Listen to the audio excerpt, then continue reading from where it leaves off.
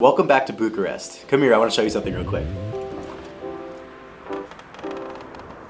See that building way out there? The giant one? We're going to show you around today.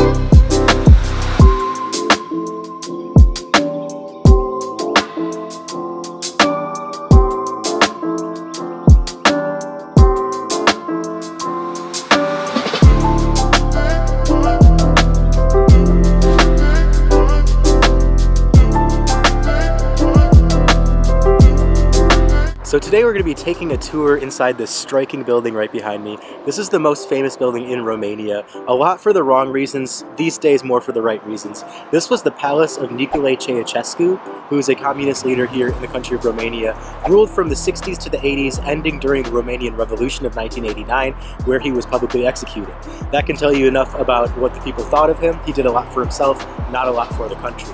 So this building was his masterpiece. So Ceausescu was inspired by Pyongyang, North Korea of all places, when he thought about how this building should look as far as the imposing structure. This is actually the heaviest building in the world. That's of course an estimate because we can't actually take a building and weigh it. The size of it is just, it's hard to even comprehend from the front because a lot of it is just like the width. So if you walk all the way around this building, it's incredible how gigantic it was. Ceausescu wanted the most grand palace you could possibly imagine. And he actually had a contest to decide who was going to be the architect of this building. Even though there was a winner of that contest, he ended up having over 700 architects work on this. So you can just imagine the chaos of that. 700 different people, 700 different visions. Ceausescu constantly changing what he wanted to see. So this is what we ended up with. It was definitely an eclectic and chaotic way that this became the Parliament Palace here in Bucharest. Part of the reason why it's the heaviest building in the world is because it actually has 8 underground levels as well. So what you see from the front, even though this is very striking, very imposing, this is barely any of the building that you're seeing. If you go all the way around to the back, seeing everything that's back there, and then everything that's underground, it would look a lot bigger if you got to see the whole picture. So there were 8 underground levels, and the lowest one is actually a nuclear bunker that is built with concrete that was supposed to be able to withstand a lot of radiation. You can imagine why they had that during the 60s here in Eastern Europe. This is also the second largest administrative building in the entire world, behind only the Pentagon in the US. So there's a lot of significance in this building, not just within Romania, but really within the entire world. And it really goes to just show the giant inflated ego of Ceausescu, how he wanted this to symbolize his power. And what's really interesting that we've learned talking to some people here in Romania is that how he kept that power is he had a network of spies that he would pay off throughout the city. So you really couldn't say anything negative about him. Everything that I'm saying about him right now, I could end up in prison if I was saying this in the 80s or the 70s. We've learned that at one point, 1 in 10 people within the city of Bucharest was a spy for Ceausescu. So you can just imagine the fear that people would have talking negatively about him. And like I said, everything that I'm saying now would not fly. A somewhat bizarre feature of the palace is that even though it is used for administrative purposes today, about 70% of this building goes completely unused. And again, that's just because it's so gigantic for absolutely no reason that even within the Romanian government, they can't find uses for all of the rooms within the building.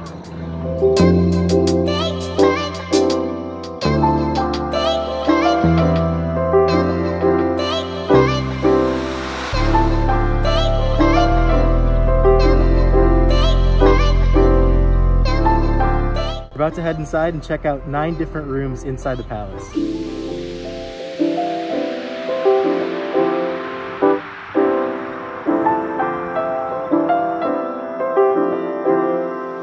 The grandeur and luxury of this gigantic building is almost somewhat haunting to see. It is a living example of the dichotomy between the lives of those in power during Ceausescu's reign and the suffering of the Romanian people. This region has had a very turbulent history, going all the way back to a constant battle for land against the Ottoman Empire in the 1400s. Fast forward a handful of centuries to the First World War, where Romania was caught between 2 opposing forces in the Central Powers and eventually the Bolsheviks in Russia.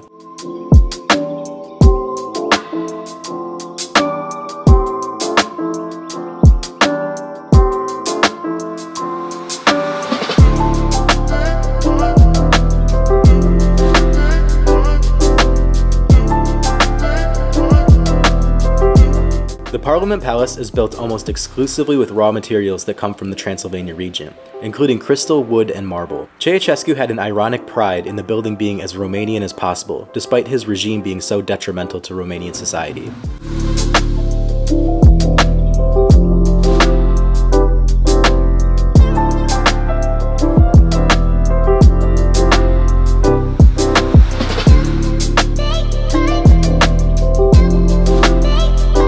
During the brief period of peace between the world wars, Bucharest saw a renaissance of elegant culture, and the city began developing a distinct French style to the architecture. This is when Bucharest was given the nicknames Little Paris and Paris of the East. Unfortunately, World War II and the Soviet occupation that followed took a toll on the city, and it was forced into becoming a communist society. This is when Ceausescu officially entered the picture. Although many world leaders believed he was going to be the start of Romania's separation from Soviet interests, it quickly became clear that Ceausescu's interests were not going to be much of an improvement. He ruled with fear and had a network of spies all throughout the country. This made it nearly impossible to criticize or question his authority, because anyone brave enough to speak up would be thrown in jail.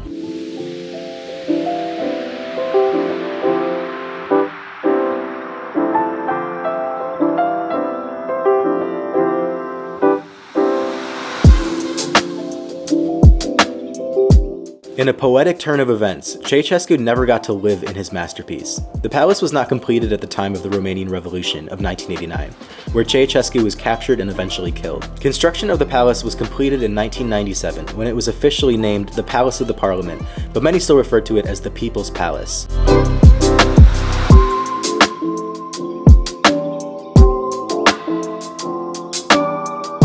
Sydney and I were impressed with how the palace was treated as a sign of victory rather than a harsh reminder of the past. It could have been destroyed or altered, but it is now used in a way that everyone knows Ceausescu would have hated. Democratic administration, tours open to the public, and even occasional private events. As our tour guide joked, the palace's purpose has come full circle from communist to capitalist.